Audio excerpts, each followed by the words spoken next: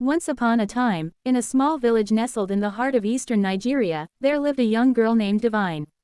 Despite her tender age, Divine possessed extraordinary strength, agility, and wisdom. She was a born champion, destined for greatness. However, Divine's village people failed to recognize her potential. They neglected and despised her, often referring to her as Nwanyi Aho, meaning useless girl, in Igbo. The villagers believed that Divine's strength and boldness were unbecoming of a girl, and that she should focus on domestic chores instead. Divine's parents, though loving and supportive, struggled to make ends meet. They were poor farmers, and the villagers often took advantage of their kindness. As a result, Divine grew up feeling like an outcast, with no one to turn to. One fateful day, a mysterious and chronic disease swept through the village, leaving a trail of suffering and death in its wake. The villagers, who had once shunned Divine, were now desperate for a solution. They tried every remedy, from traditional herbs to sacrifices, but nothing seemed to work. As the disease ravaged the village, Divine's parents fell ill. With no one to care for them, Divine took it upon herself to nurse them back to health.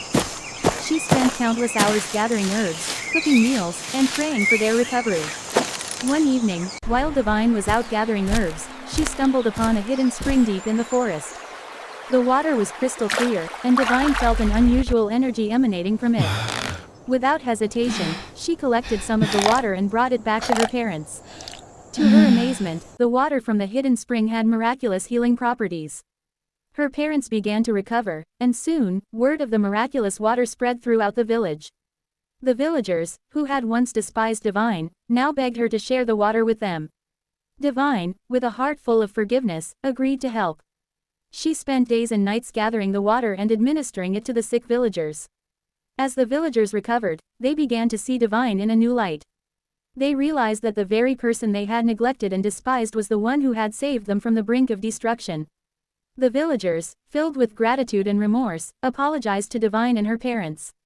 They asked for her forgiveness and promised to never again underestimate her abilities. From that day on, Divine was hailed as the village champion.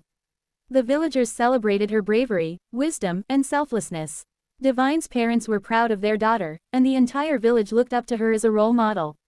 As for Divine, she continued to live a life of service, using her gifts to protect and care for her community. She proved that even the most unlikely person can make a profound impact when given the opportunity.